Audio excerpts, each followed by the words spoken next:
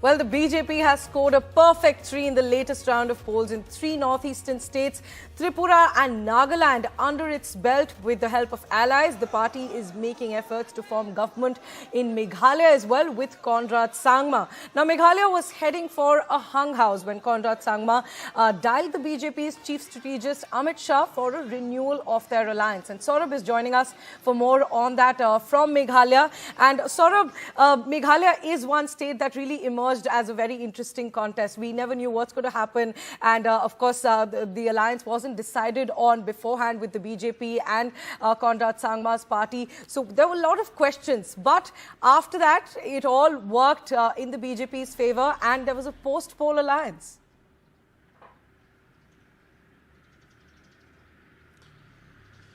That's right. You know, the post-poll alliance is something that is a common factor in Meghalaya because it has happened for years. Meghalaya has always stopped short of giving one party a clear majority. The electorate here has always, been divided when it comes to giving power to one party, and that's something that is reflected in the election results as well. The smaller parties in Meghalaya continue to win 1/3 of the seats, and which is why this is important.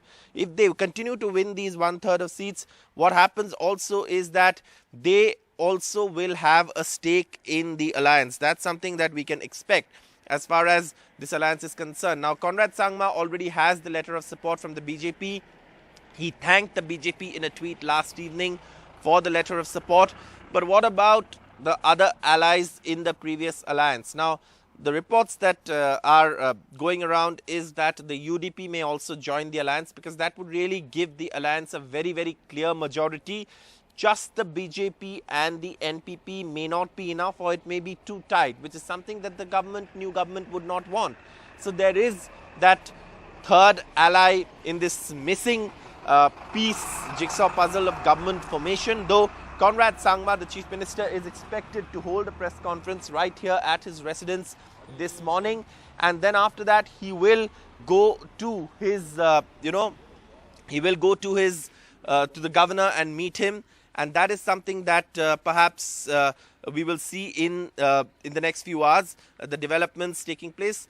We also could expect some, senior BJP leaders here, including Himanta Biswa Sarma, the Assam Chief Minister, and the head of the Northeast Alliance, as it's called. So that is something that we will see in the hours to come. Conrad Sangma will be Chief Minister. His party has done well, exceptionally well, bettered its performance. The BJP hasn't been able to really better its performance, but it continues to remain a part of the alliance. And there's that third ally whom we will know soon. Right, of course, Saurabh. So while the BJP, of course, forming that government with Conrad Sangma, but the BJP's performance has not really improved from 2018. But of course, all's well that ends well. The BJP has retained power there. So let's just look at this multi-cornered contest that played out in Meghalaya. Deal done. After a bitter election campaign, Realpolitik won the day in Meghalaya with Chief Minister Conrad Sangma, head of the single largest party, the National People's Party, calling former ally and Union Home Minister Amit Shah for support to form government. The deal announced in a tweet by the BJP's Northeast strategist and Assam Chief Minister Himanta Biswa Sarma, who had a midnight meet with Mr. Sangma on Tuesday to lay the political ground. The last 5 years of our governance has given a lot of stability to the state, which was not normally there in the past. But on a large scale, we saw that there was overall peace, especially in terms of insurgency-related issues. Meghalaya voters once again not giving one party a clear majority, but Chief Minister Conrad Sangma is the clear winner, with his party NPP winning 25 seats. The BJP, which contested in all seats, managed to increase its tally by just 1 seat. People of Meghalaya should follow the footsteps of the wise electorates of the Nagaland, Mizoram, where there is 98% Christian, but they have accepted Narendra Modi, they have accepted the BJP. The TMC campaign, led by Mamata Banerjee's nephew and party's National General Secretary Abhishek Banerjee, which had eyed double figures in the state, also did not do as well as expected. I personally feel that when the allocation of tickets was done, it was done fairly. And, well, you can't help it if he's my brother or my sister or my sibling. But the question is, the allocation of seats was done fairly. Top TMC leader and former Congress CM Mukul Sangma lost in one of the seats he contested and won narrowly in the other. His wife and brother lost the elections. Regional parties like the UDP have also bettered their performance, but the BJP had first mover advantage and is now in power in part of a ruling alliance in all three northeast states. Crackers are going off all around Shillong, and for the National People's Party, the victory is not just in its home state of Meghalaya but also in Nagaland, where it has won 5 seats. And while Conrad Sangma is confident of becoming the next Chief Minister, he's already reached out to allies with whom he parted ways right before the elections, including the BJP and Union Home Minister Amit Shah. With camera person G.D. Shankar in Shillong, Saurabh Gupta, NDTV.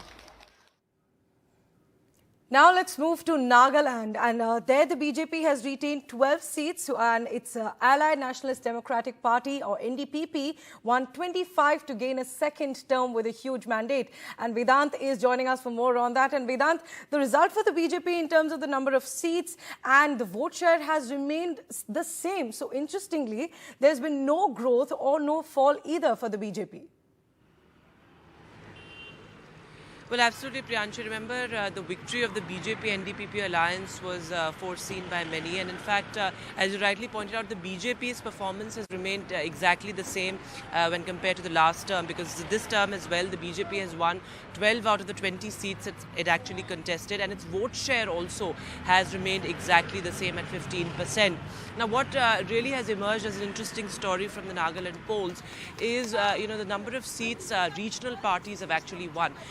Remember, we reported on parties like the LJP, JDU, RJD contesting in Nagaland, trying their luck. They've done well. At the same time, the NCP has surprised as one of the biggest gainers as far as Nagaland elections are concerned, with 7 seats. So it has won more seats than even the Naga People's Front, which is considered to be the most important opposition party here. So the Naga People's Front, of course, a major upset for them with just 2 seats. Remember, last time it won 26 seats as a single largest party, and it was reduced to just 2 seats. So now, of course, Chief Minister Nephew Rio will be sworn in as the Chief Minister of Nagaland for the record 5th time.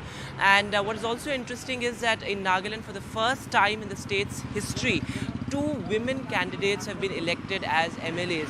And both of them, of course, are young politicians, given the fact that they've just entered politics. They're lawyers, activists, and they've been elected for the first time. So that is, of course, also interesting. But other than that, everything happened as per script. And of course, here, the Prime Minister himself campaigned. First time in many years, a Prime Minister coming to Nagaland. So, of course, an interesting campaign. But results went, according to what was expected. Right, Vedant, thanks very much for joining us. So, of course, the regional parties and the first women MLAs in Nagaland really emerged as the special stories from those elections. Thanks, Vedant, for joining us with those details.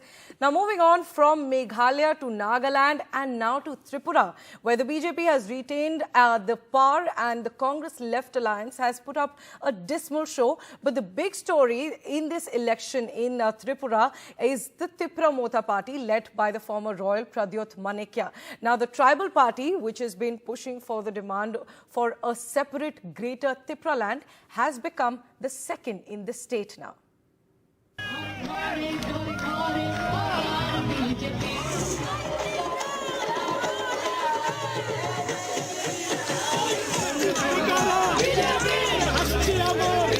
A second straight win for the BJP in Tripura.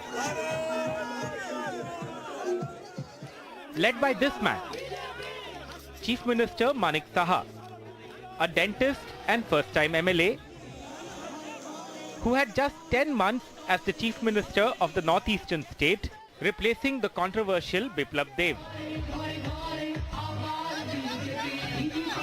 After Uttarakhand and Gujarat, Tripura is the third state where the BJP did a sudden Chief Minister replacement, and it's paid off in all 3. Along with extensive campaigning by the Prime Minister and Home Minister Amit Shah.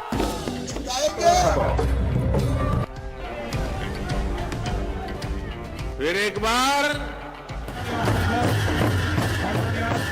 CPM का जो vote है कांग्रेस को मिल गया, लेकिन कांग्रेस का vote इनको नहीं मिला। कांग्रेस का फॉलोअर जो है ये कभी भी नहीं मांगे, तो इसीलिए उसका रिजल्ट मिला है उनको।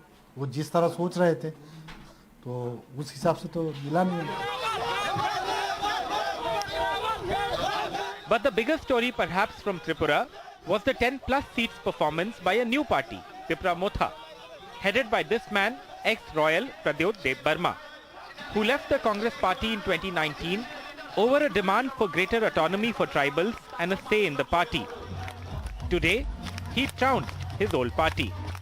Tripura Motha had contested 42 of the 60 seats, including 20 assembly segments reserved for candidates from scheduled tribes. In the run-up to the polls, Tripura Motha's rallies had drawn huge crowds, and it was being seen as a possible X-factor in this election. The BJP had initially reached out to Tripura Motha, but the talks between the two sides fell through when the tribal party stuck to its statehood demand and the BJP did not agree.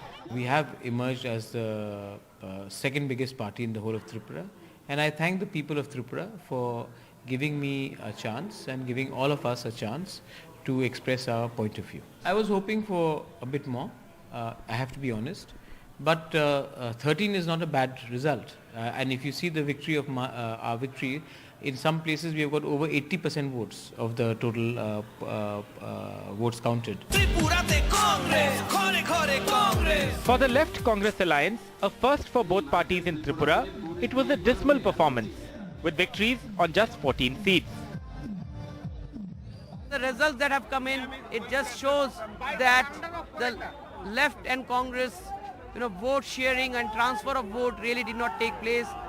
In the tribal dominated areas, Tripura Motha party, the young party, the new party which is only 2 years old, has done quite well, but it could not sweep those areas. But for the BJP, this has been a great respite, and it seems this celebration is an outcome of that BJP has started the journey towards 2024 with a victory.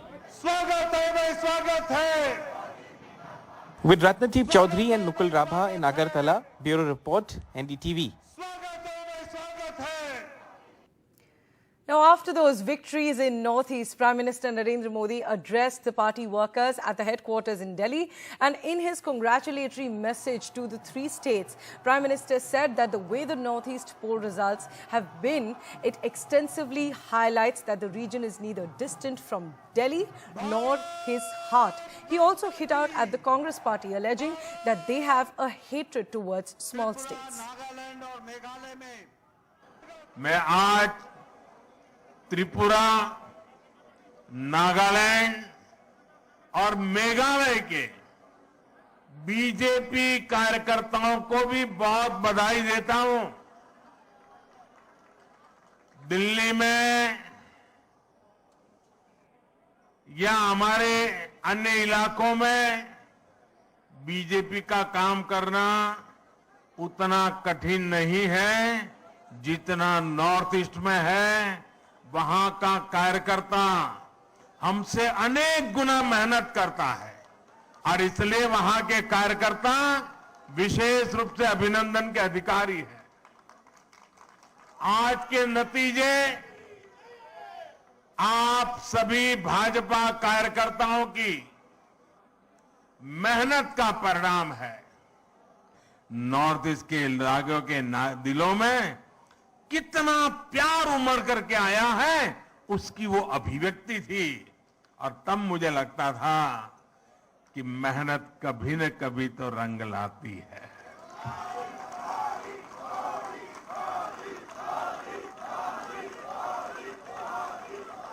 चुनाव जीतने से भी ज्यादा मुझे इस बात का संतोष है कि प्रधानमंत्री के कार्यकाल में बार बार नॉर्थ ईस्ट जाकर के मैंने उनके दिलों को जीता है और वो मेरे लिए सबसे बड़ी जीत है। ऐसे समय में जब कुछ लोग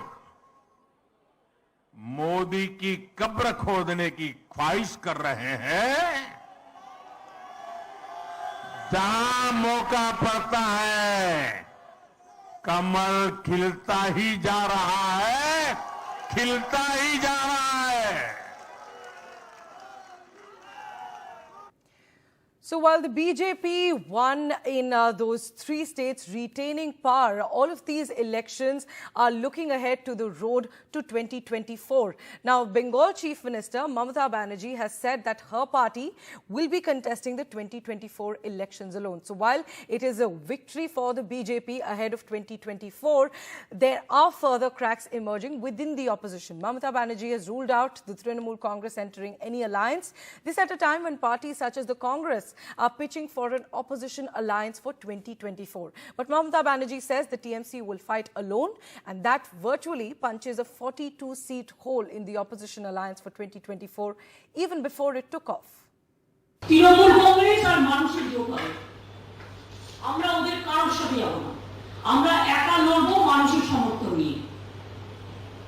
যারা বিজেপিকে হারাতে চায় তারা আমাদের ভোট দেবে, এটা আমি বিশ্বাস করি। আর যারা কংগ্রেস সিপিএমকে ভোট দেবে তারা বিজেপিকে ভোট দেবে, এটা আমি বিশ্বাস করি। এই সত্যটা উদ্ঘাটিত তো আজকে হয়ে গেছে। With that, we'll take a short break, but we'll be back with more news. Stay tuned.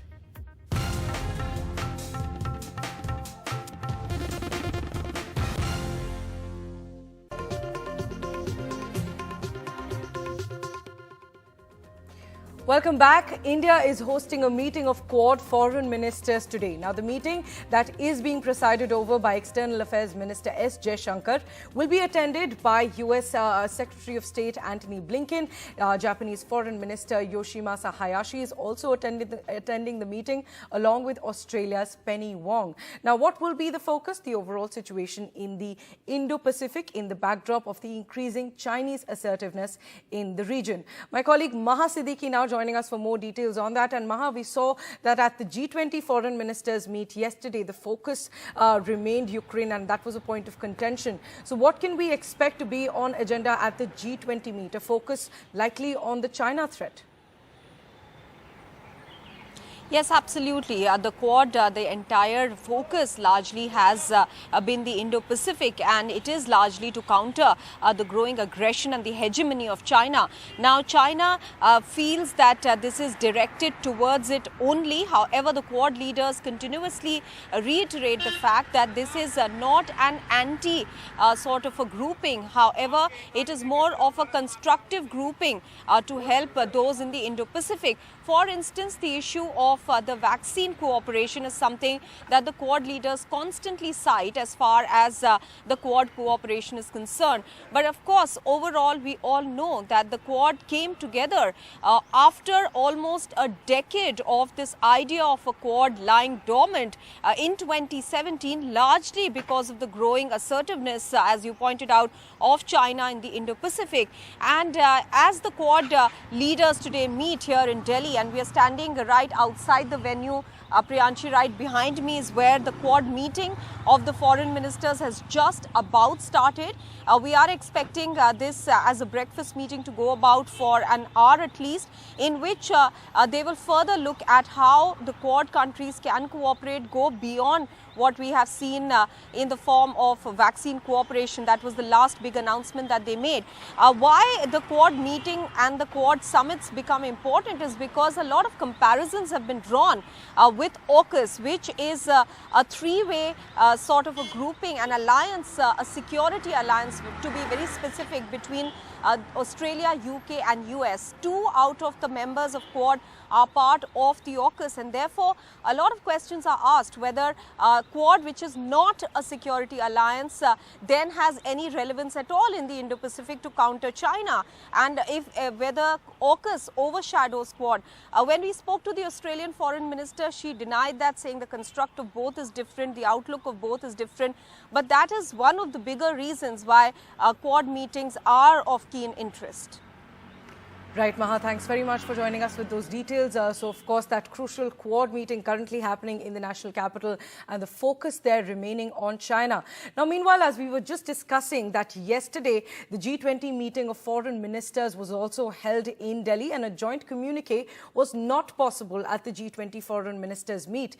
That once again happened because of divisions among the several countries over the Ukraine war. The US Secretary of State came face to face with his Russian counterpart counterpart Sergei Lavrov for the first time since the Ukraine war began, and he urged for an end to the war of aggression. Another important meeting was between India and China discussing the border situation. Here's a report. In Delhi, Antony Blinken and Sergei Lavrov met face-to-face for the first time bilaterally since the war began in a brief meeting. The Russian Foreign Ministry spokesperson said that the United States Secretary of State had asked for a contact with Lavrov during the second session of G20. There was contact, but no talks of full-fledged meeting as per the Russian side. Independent of what Russia does, we showed here in Delhi what we will do. Deliver results on the problems most affecting our people's lives. Our hosts are committed to doing this over the course of their G20 presidency. For that, and for their leadership and hospitality, I'd like to close by expressing my gratitude to India. However, the Ukraine war once again blocked a consensus within the G20, the second time in as many weeks, something which a host country usually strives for. A joint communique was not possible due to objections by Russia and China. The objections were to two paragraphs referring to the Ukraine war, the same paragraphs that were objected to in Bengaluru. But there were issues, and I think the issues, I would say, very frankly, concerned the Ukraine conflict, on which there were divergences.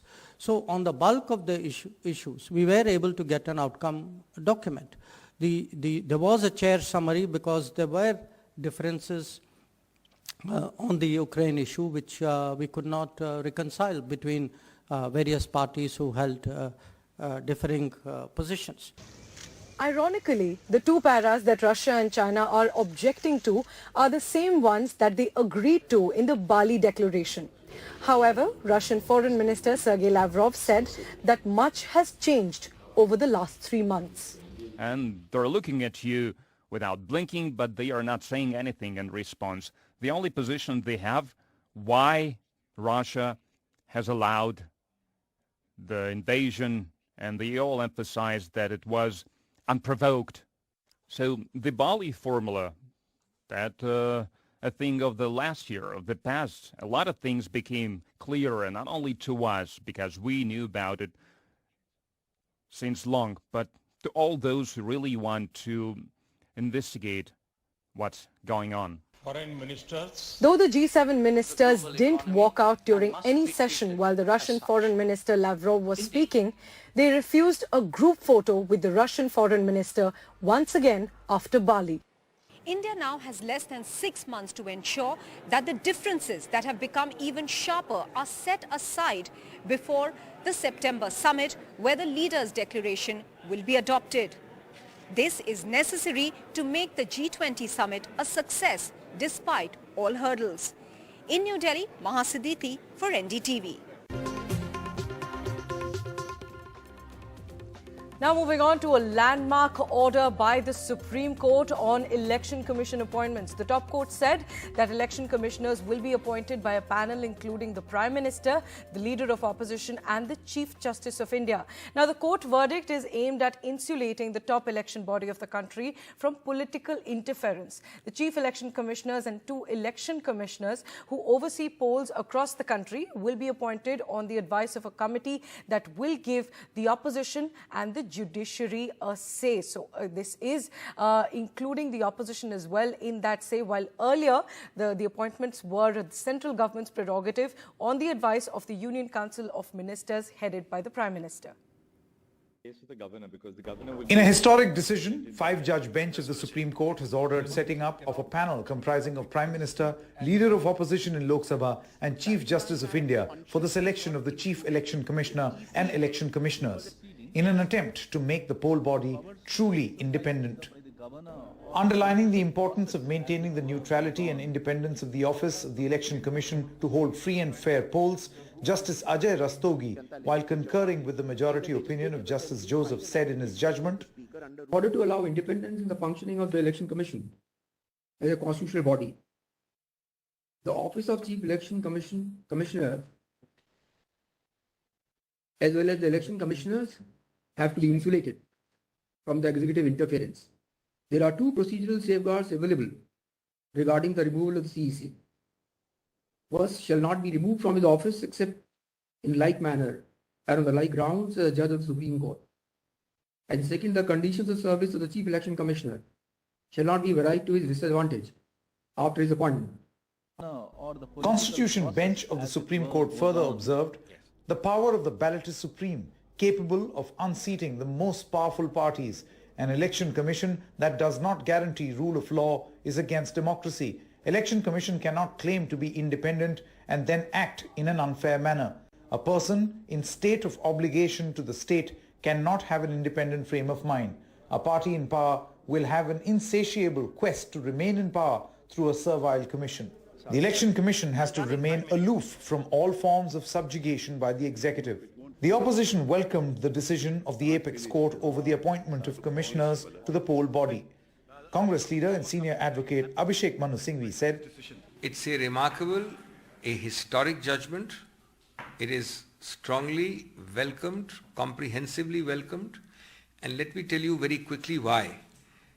First, it's been an irony that the mega policemen of a level playing field for elections, which are the heart and soul of democracy, and therefore have been held already for decades to be the basic structure of the constitution."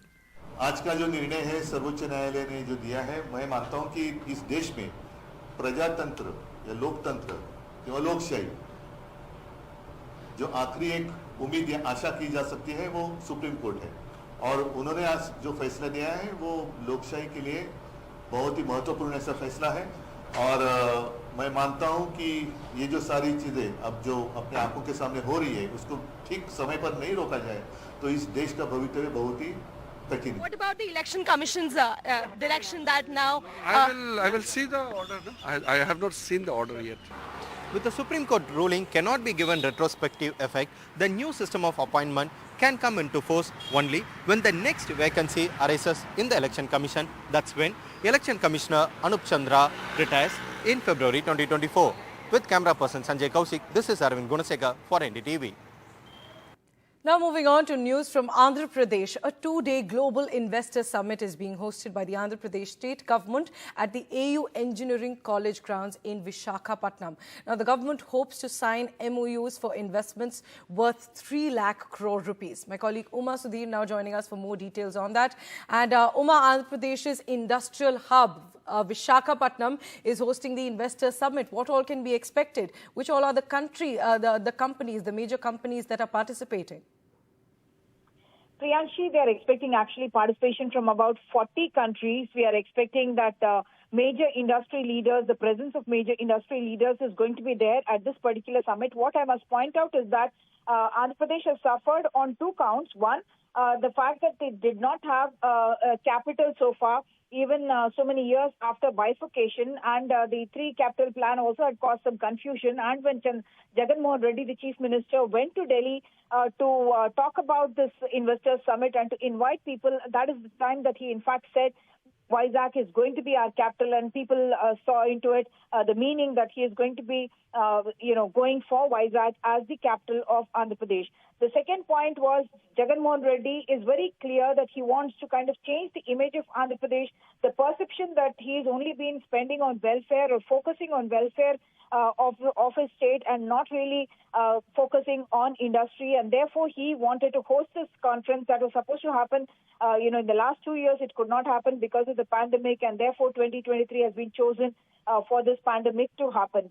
One other important thing that we must talk about in this context is that while the politics of it is there and while the investments are there, what had happened when 2019 Jagan Mohan Reddy became the Chief Minister was that he had kind of cancelled some major projects that the previous government of Chandrababu Naidu had signed. One was the huge the consortium to which, the Singapore consortium to which Chandrababu Naidu had given major contracts related to the national capital around Amravati. And the second, of course, in Visakhapatnam itself, the Lulu group was supposed to have a investment running into several thousand crores, and that was also cancelled. And that created the perception that the industry was not getting the right signals that the government could go back on contracts. Of course, he had said that there is no transparency and there was allegations of corruption because of which she had cancelled those contracts. So all that Andhra Pradesh wants to set right by showcasing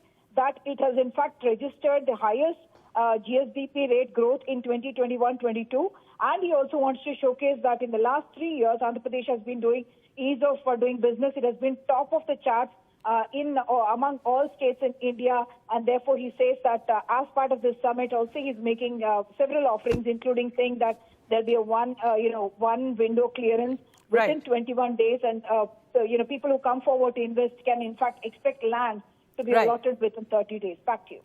Right, Uma, thanks very much for joining us with those details. So the two-day investor summit in Andhra Pradesh. Now moving on, even as Telangana BJP leaders have been saying that Chief Minister KCR's daughter Kavita will be arrested next. Now she spoke for the first time after the arrest of Aam Aadmi Party leader Manish Sisodia. The case in the liquor policy case, the case in which Kavita has also been involved. Now BRS leader Kavita says that she is not afraid of facing central investigation agencies and she is ready to answer their questions. But the agencies are on test whether they act on government orders or independently. This even as Kavita is planning a massive protest at Delhi's Jantar Mantar on March 10th, demanding women's reservation bill. Here's an exclusive interview. Telangana Jagriti, that was the cultural wing of the TRS, has now become Bharat Jagriti, and I have with me Kavita, who's been spearheading this from the beginning. You are now talking about women's reservation bill and asking for it, but your party has been no exception. Absolutely. No party in this country is an exemption, not even BJP, not even Congress, no regional parties, no new parties like BRS who are making their foray into national level. India, as it is as a country, we are very patriarchal in nature, and that's why we are not encouraging our women to come out in various sectors even today. Most of us, at least, are educated who are coming out, but there still are many barriers that we see. So, are you calling everyone across all party lines? Does that include the BJP MPs as well? We are demanding from the BJP, so we're not going to call them. We will demand it out of them, and rest of the parties, rest of the social organizations and well-informed citizens, people who have been working for women's rights, we will call most of them from all 29 states, and we will stage a peaceful sit-down protest at Jantar Mantar on the March 10th. Because at least now, after putting the women reservations bill promise in both their manifestos. It's 9 years completed of BJP government. We want to remind them that you are failing the women of this nation. You are failing the nation by failing the women of this nation. So we at least want them to wake up from their slumber now and go ahead and bring in the women reservation bill. And BRS as a party has passed a resolution in the assembly, and we had said whenever central government brings a women reservation bill, we will support them. But yet we have alternate solutions as well.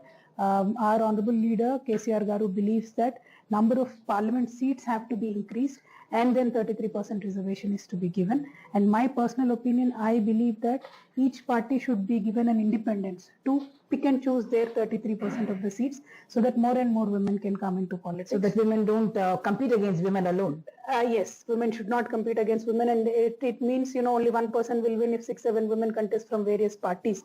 So instead, if parties can scatter around those seats, we might come up more than 33% and hopefully one day 50%. Yes. Mr. Stalin had his birthday. Why was the BRS absent from there? It is obviously an indicator that all the non-BJP parties were coming together. Was the Congress presence the reason you were not there?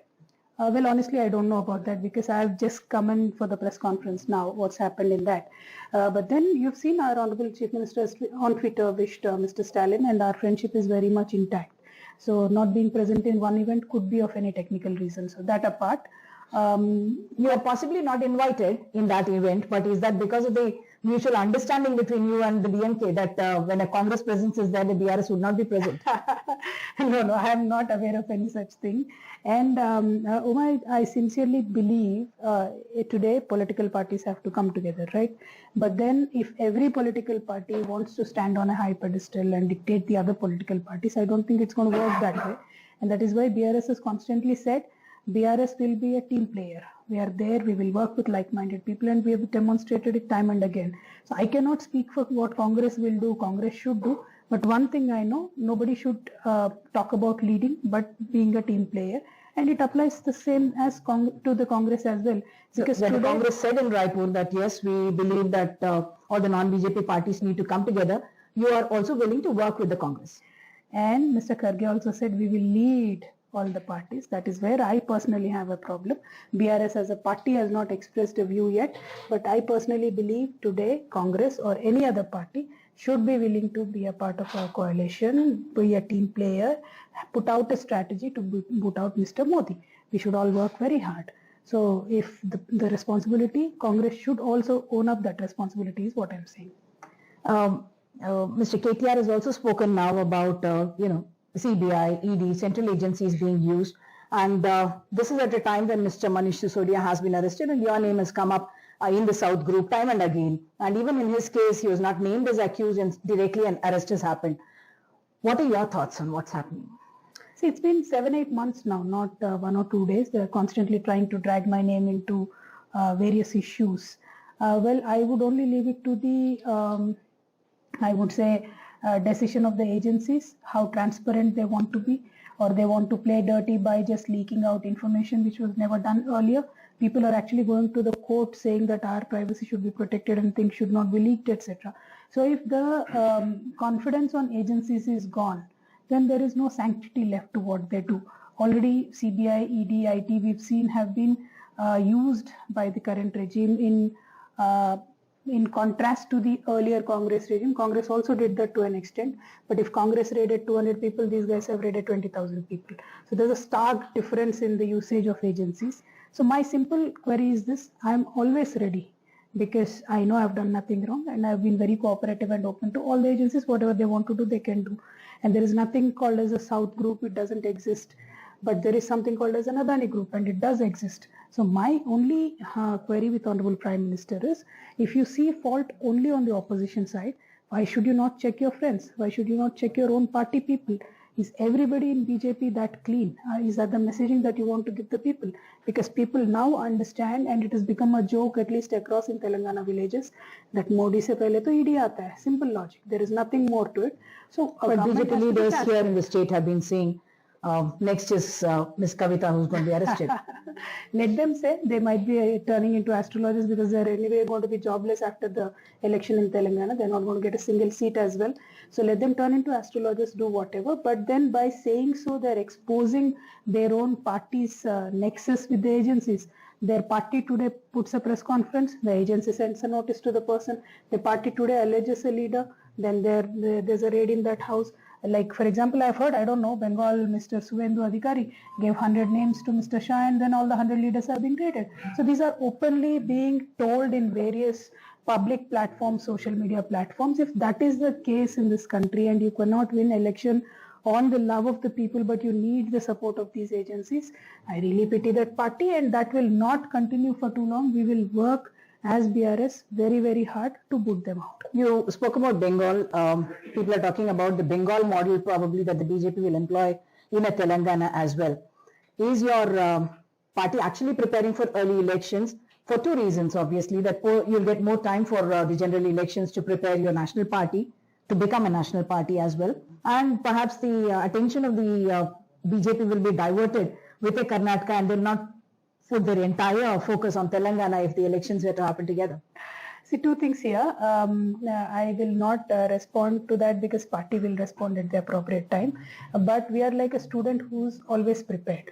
You know, we are a hardworking student. We work every day. We are a hardworking government. We are constantly in people, with people. So election will come tomorrow or day after or next year. We are not worried. Whereas for BJP, the problem is they don't work. They're constantly campaigning. So their problem is timing, etc., polarization. They have to look into all those issues. Now, before Mr. Modi goes in, they have to release 16,000 crores to the farmers. You know, all that, what can I say, antiques and all that. I don't want to use bad words. I'm being very careful here. All that kind of dramebazi people understand now. You know, just before the election, you have to do all this. No, we are not like that.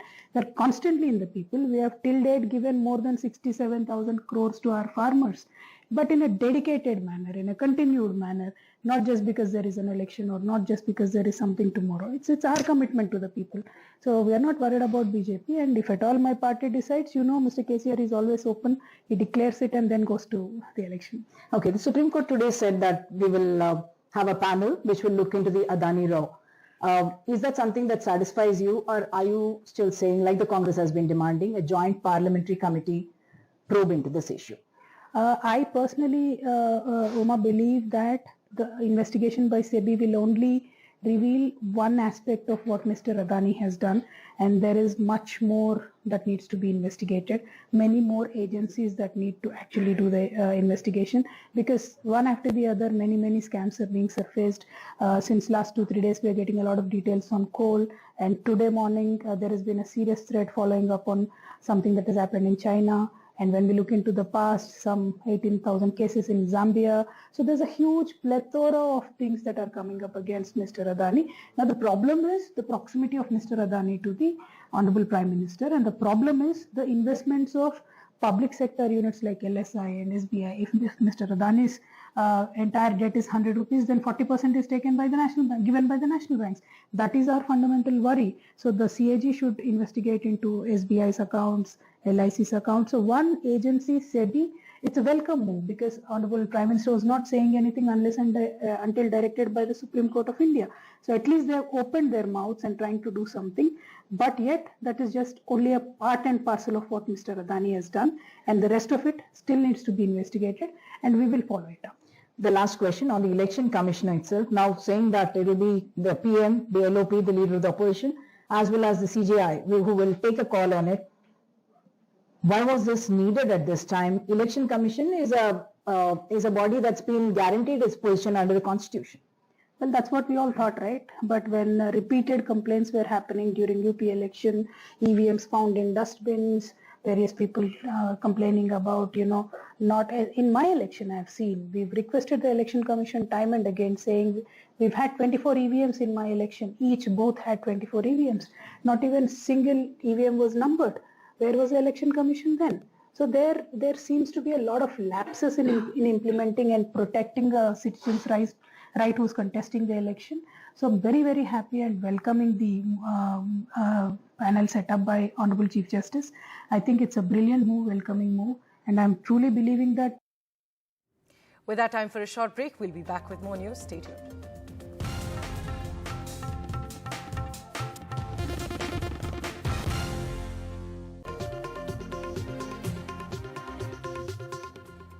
Well, there's been a lot of talk about mobile operators raising their tariffs for customers in India with the advent of 5G.